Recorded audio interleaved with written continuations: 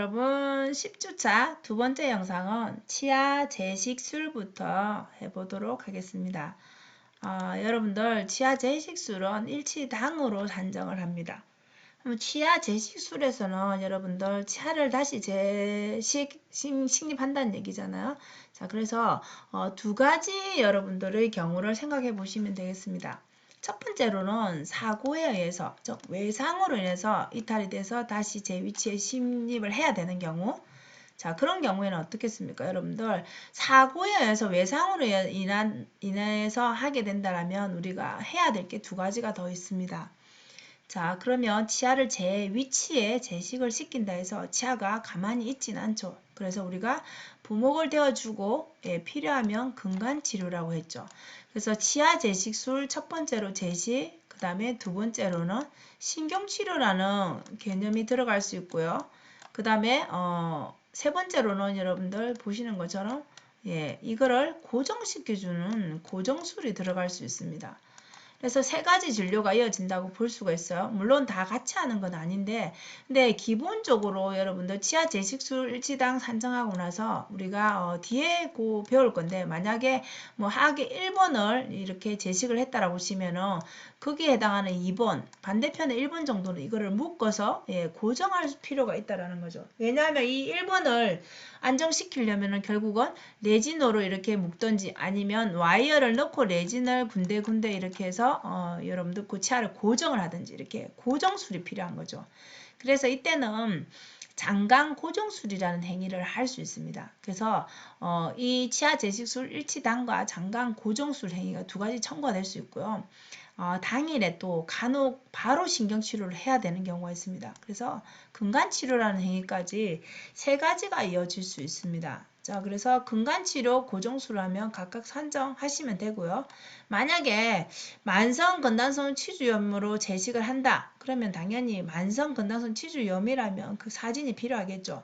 사진의 상태를 보고 왜 다시 의도적으로 다시 이 치아를 빼서 다시 집어넣었는지가 이유가 있겠죠. 그래서 방사선으로 꼭 찍어 보여줘야 되고요. 자, 그러면 당일에 우리가 의도적인 제식이라는 거는 여러분 치아를 다시 빼서 제자리에 다시 넣는다는 얘기잖아요. 자, 그러면 이게 당일에 여러분들 발치를 하는 행위는 당연히 어때요? 이 의도적인 제식을 하기 위해서 하는 행위이지 발치가 주목적은 아니죠. 그렇기 때문에 발치는 보험 청구는 안 됩니다. 이런 경우에. 그리고 이제 여러분들 간혹 이런 생각을 하는 사람들이 있죠. 사랑이 나 지금 너무 좋은데 사랑이 이제 상태 괜찮은데 나 이거 이식해서 다른 앞쪽으로 대구치로 이동시키면 안 될까? 자, 이런 경우에는 보험급여가 안 됩니다. 그리고 우리 아까 치근단 절제술 할 때 역으로 우리 뿌리 자르고 역으로 신경 치료 약을 주입하는 거 봤죠? 자, 이런 역을 충전한다 해서 이 비용이 따로 추가되는 건 아닙니다. 만약에 신경치료를 하게 된다면 가압건축 비용은 당연히 넣는데 따로 이 비용은 없습니다. 자, 제식 후에도 어때요, 여러분? 드레싱을 해야 되죠. 실밥을 빼거나 그죠? 이런 행위들 수술 후 처치 가로 산정합니다. 그러면 일단 여러분은 치아 제식을 한다라는 거는 이제 보시는 것처럼 사고에 의해서 하는 경우가 있고, 사고에 의해 한다면 대부분은 치아가 뭐 다시 제 위치에 넣게 되면 충격을 먹으니까 당연히 신경치료 필요할 거고 고정이 필요하겠죠, 그죠? 그리고 사랑니는 보험 청구가 안 된다라는 거. 그리고 의도적으로 만약에 치아를 빼서 다시 집어넣는다면 신경치료 병행될 수 있겠죠. 그래서 그거 각각 선 산정해 주시고 만약에 여러분들이 이제 이게 사진으로 한번 설명을 드릴게요. 자, 이거는 임상에서 실제적으로 이거는 외상이 아니라 이제 의도적인 경우죠. 그죠? 첫째로 외상이 한 거, 의도적으로 인한 거, 이 두 가지로 구분하시면 되겠고, 지금 보시는 것처럼 실제로 임상에서 이제 이게 근간이 보이죠? 이렇게, 그죠? 요 구멍 난 거 보이죠? 그죠? 그래서 이거는 실제 이렇게 치아를, 7번 치아를 그날 바로 조심스럽게 발치를 한 케이스입니다. 발치를 해서 뿌리 쪽에 염증 때문에 결국 이 예후가 안 좋은 거예요. 그래서 이렇게 다 뿌리 끝을 다시 그 자리에서 소독해서 이렇게 역으로 신경치료 약물을 이렇게 주입을 하고 요 치아를 다시 제자리에 여러분들 그대로 넣어주는 겁니다. 자, 근데 여러분들 여기에 발치와를 막 후벼 넣는다든지 마구 훼손시켜 놓으면 안 되겠죠. 그래서 이 발치한 자리를 깔끔하게 이렇게 정리를 하고 이 순간 그죠? 빠르게 이 부분을 다시 처치해서 다시 집어 넣을 거기 때문에 예, 이 엘리베이터를 팍 쏜다든지 그죠? 치아 뿌리를 부러뜨리면 안 되겠죠. 그래서 발치를 할 때는 되게 조심스럽게 빼서 정리를 해서 이 자리에 다시 식립하는 걸 얘기를 합니다. 그래서 이렇게 의도적으로 하는 경우가 있습니다. 자, 그런 경우에 지금 이렇게 해서 제자리에 집어넣는다라면 어떻겠습니까? 실제적으로 여러분들 이 자리에 뭐 사진이 지금 다른데 일단 동일 사진은 아닌데 이런 식으로 실제 집어넣은 사진이에요. 지금 요거는 어때요? 치아가 삭제가 돼가 있죠. 그죠? 높이가. 자, 이렇게 돼 있는 거는 실제 이 사람이 프레까지 해서 이렇게 임시치아까지 끼고 있었는데 예후가 안 좋아서 다시 이걸 걷어내고 임시치아를 빼내고 다시 신경치료를 해서 이렇게 집어넣은 겁니다.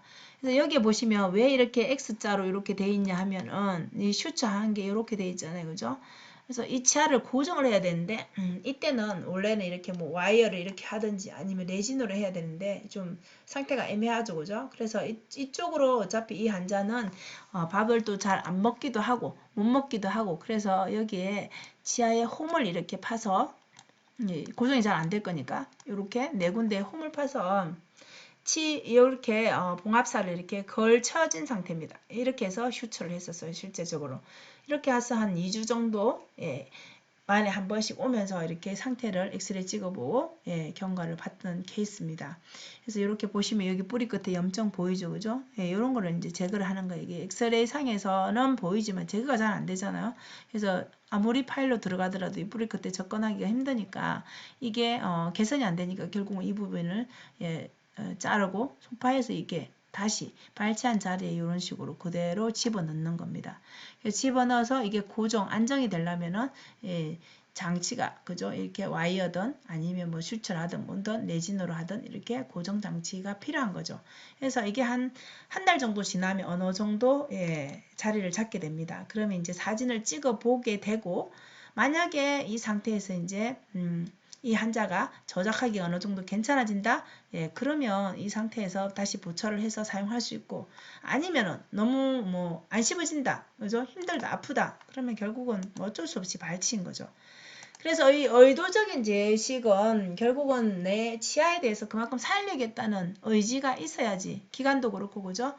오래 걸리는 거기 때문에 그런 환자 상태를 보고 결정을 해야 될 것 같아요. 그래서 비교를 해보면 자, 의도적인 거, 그냥 이제 우리 외상으로 의한 거 구분을 한다면 이게 병소가 있어야 되겠죠, 그죠? 병소가 있기 때문에 빨리 안 되니까. 그래서 신경치료만으로는 결국은 아까 사진에서 본 것처럼 염증 제거 안 되기 때문에 치아를 의도적으로 발치를 한다는 거예요. 발치해서 그날에 이렇게 CF, 그죠? 근간 치료를 안 되는 부분을 역으로 넣고 다시 식립 그 자리에 넣어준다는 얘기예요. 근데 다시 넣어주니까 결국은 이렇게 그죠? 근간치료 해야 되고 고정술도 필요하잖아요. 그래서 발치는 안 되지만 각각 산정을 하시면 됩니다. 그래서 이거는 치아를 일부러 의도적으로 발치한 후에 다시 식립하는 게 의도적 제식술이고요. 그리고 그냥 일반적인 치아 제식술인 경우에는 이제 외상으로 인해서 완전히 빠진 거를 이제 제 위치에 다시 넣어주는 걸 얘기하죠, 그죠? 그래서 치아의 제식술이잖아. 다시 넣는다는 얘기잖아요, 그죠? 그래서 이미 빠진 치아를 다시 제 위치에 넣어주는 게 치아 제식술 일반적인 거죠. 뭐 이것도 마찬가지. 이게 동일시 되는 게 근간치료. 또 이제 뺐으니까 자기 신경에 대해서 문제가 생겼을 거 아니에요, 그죠? 근간치료, 고정술 각각 된다는 거죠. 그리고 방사선, 그다음에 마취. 뭐 약도 줘야 될 거고 그죠? 이런 행위들이 이제 들어갈 수 있다라는 거죠. 그래서 제식술에는 이렇게 의도적인 게 있고 그다음에 이렇게 외상으로 인해서 하는 게 있다라는 거 두 개를 구분해 주시면 되겠습니다.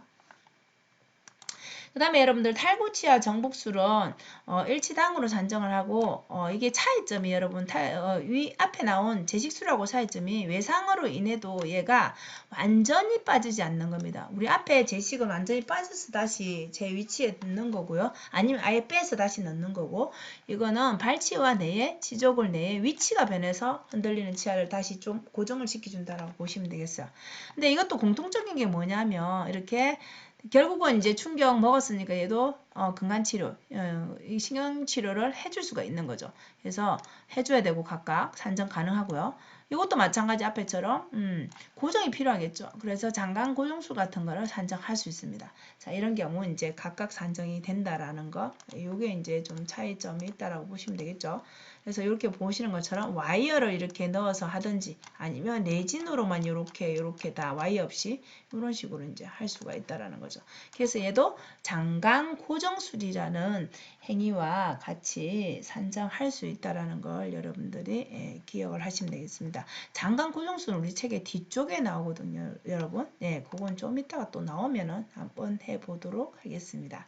그래서 이게 지금 탈구치와 정복술 같은 경우에는 결국 외상 쪽이니까 우리가 임상에서 보자라면 어때요? 예, 많이 하는 건 당연히 안 들어가는 거죠, 그죠? 그래서 여러분들이 보험 공부를 하실 때는 이렇게 많이 하지 않는 거, 자주 하지 않는 것도 알면 너무나 좋겠지만, 자, 그렇게 하기에는 우리가 한계가 있으니까, 기억에 한계가 있으니까, 그나마 자주 하는 진료만큼은 꼭 알아야지 여러분들이 보험 청구할 때 적용을 할 수 있겠죠. 그래서 꼭 자주 하는 거 위주로 여러분들이 기억하시고, 이렇게 우리가 또 2학기에도 또 이렇게 보험 청구를 또 할 거기 때문에 반복하시면 조금 더 기억에 남지 않을까 싶습니다. 자, 그리고 이제 마지막으로 나온 게 여러분들 책에 이거는 자주 한다라기보다 그래도 또 이런 항목을 알아둬야 될 것 같아서 우리 책에 있으니까 한번 정리를 해봤습니다. 상고정 장치술이라고 있어요. 여러분 1악당이라고 돼 있죠. 그죠? 1악당. 자, 여러분들 이거는 이제 어떤 날 하냐 보면은 자, 연조직의 창상에 지혈이 잘 안 될 경우, 지혈이 안 되면 연조직 쪽에 연조직을 뭔가 압박할 게 필요한데 우리가 발치를 하게 되면 어때요, 여러분? 발치한 자리에 꺼즈를 넣어서 솜을 물게 되죠. 그러면 이 무는 동시에 압박을 할 수가 있는 거죠. 내가 입을 다물고 있으면. 근데 이렇게 안 되는 케이스가 있다라는 거죠. 우리 이렇게 핵심 콕콕에서 보이는 것처럼 과잉치 같은 걸 정중 상하게 고개 측에 발치를 하게 되면 이렇게 부을 수 있고 당연히 피도 그저 먹게 해야 되는데 지혈도 어렵고 부종도 발생할 수 있고 여러 가지 불편한 게 많죠, 그죠? 그래서 이런 경우에 이제 산정하는 경우라고 보시면 될 것 같아요. 그래서 자, 이거는 이제 상병명으로는 정중 과잉치 아니면 과잉매복치 상병명으로 써서 발치를 하면서 이 고정 장치를 사용하는 경우를 말하는데, 자, 이런 경우에는 이제 치하당이 아니라 1악당으로 상하게, 특히나 이제 상하게 주로 시행이 되겠죠, 그죠? 자, 그래서 동료 치아를 고정하거나 동료 치아를 아니면 창상보호, 즉 연조직 압박해서 지하를 막게 해주는 그런 목적으로 사용한다라고 보시면 되겠습니다. 그래서 상하게 시행을 하고 자, 일주일에 1, 2회 정도는 이 발치한 부분을 또 드레싱을 해야 될 거니까 그죠? 그래서 이런 경우에는 수술 처치가 외과에 그죠? 가에 해당되는 간단 처치 적용을 해 주시면 되고요. 자, 그러면 이거 장치를 만들기 위해서 이제 어떻게 해야 되나? 인상 체득을 해야 되겠죠. 구강 내의 상태가 다 다르니까. 그래서 재료대라든지 인상을 체득하는 비용, 장치를 제작하는 거, 장착하는 거 이런 게 여러분들 모두 포함이 되어 있습니다. 그래서 요는 차이점이 뭐냐면 인상 체득하는 날이 아닌 장착하는 날 산정을 해준다는 거죠.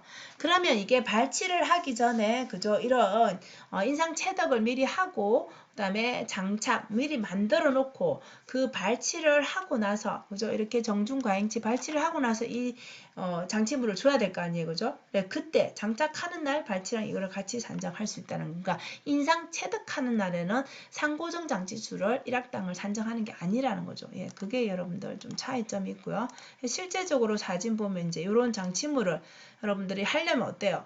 이 한자 내에 상하게 대해서 인프레이션이 필요하겠죠, 그죠? 그러면 인프레이션 뜨는 날, 인상 체득하는 날에는 이 장치수를 산정하는 게 아니라 자 이거를 만들어 오는 날, 만들어 와서 실제적으로 발치를 하고 이 장치를 끼워주는 날 이제 1악당 이 금액을 고정 장치수를 산정한다라는 거죠.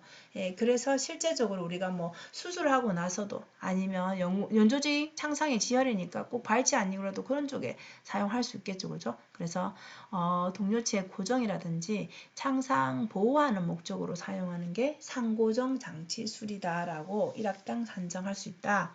주로 이제 이렇게 상하게 산정한다. 그리고 그 뒤에 이제 소독하러 오는 거는 수술 후 처치, 가를 산정한다라고 여러분들이 기억을 하시면 될 것 같아요. 그래서 오늘은 이렇게 여러분들 시험판 절제술, 그다음에 골륜기 절제술, 협순소대 성형술, 설소대 성형술, 구강내 열상 봉합술, 치근단 절제술, 그리고 좀 전에 치근낭 적출술, 치아 재식술, 탈구 치아 정복술, 그리고 마지막 상고정 장치술까지 우리가 10주에 10가지를 한번 공부를 해봤습니다. 여러분들 이제 뭐 처음 들어본 것도 있을 수 있고 기존에 우리가 또 배웠던 것도 있을 수 있는데 치과에서 그나마 여러분들 이제 많이 주로 이제 쓰이는 것들이 이제 치건단 절제술, 그죠? 치연판 절제술, 치근단 절제술, 그다음에 치아 재식술, 그죠? 그리고 뭐 솔소대 성형도 가끔은 네, 합니다. 낭적출도 마찬가지고 골륜기도 마찬가지 임상에서 쓰이긴 하지만 우리 외과 쪽에서는 차라리 우리 앞주 구주차에 한 개, 발치 쪽에 한 개 더 많이 사용이 된다라고 보시면 되겠고요. 그래서 우리가 일반적으로 지금까지 이제 보험한 것들을 살펴보면은 첫 번째 이제 그 우리 보존 쪽에 한 거, 그 다음에 신경치료 관련해서 충전 관련은 무조건 아셔야 되고요. 그 다음에 신경치료 관련, 그죠? 그리고 우리 외과 쪽에는 발치 관련해서 간단하게 이렇게 외과 수술 쪽에도 여러분들이 알고는 있어야 되는데 지금 오늘 한 것 중에서도 이렇게 모든 것들이 다 중요하다기보다는 그래도 외과 쪽에는 이런 것들이 있다라는 정도는 여러분들이 기억을 해주시면 좋겠죠. 이왕이면. 그리고 이제 우리 다음 주에 이제 2주에 걸쳐서 남아있는 게 치주 관련해서 치주 치석 제거라든지 치주 관련해서 청구하는 거 내지는 치주 수술 관련 네. 그리고 또 이제 보철 관련해서 틀니라든지 임플란트 이렇게 보험이 되는 범위 있죠. 그런 거 청구하는 거 그런 정도가 이제 남아 있습니다. 보험에도 이제 거의 전반적으로 여러분들이 거의 다 배웠다라고 보시면 되겠죠.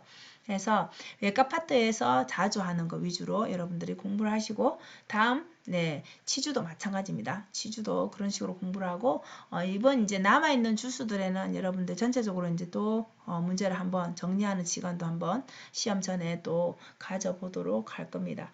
그래서 이게 2학기에도 또 반복이 될 거기 때문에 여러분들 공부하실 때 그래도 시험 공부하실 때는 자주 하는 거 위주로 여러분들이 꼭 기억을 하시면 되겠죠. 그리고 왜 보험 청구마다 여러분들 조금 이렇게 뭐가 조금 다르게 적용되는 것들이 있죠. 뭐 대부분이 가인데 나라든지 좀 특이점들 있죠. 그죠? 그런 것들은 포인트를 꼭 알아두시면 기억하기도 쉽고 여러분들이 나중에 적용할 때 이게 뭐가 다르구나라는 걸 스스로 공부할 때도 파악하기가 쉽죠.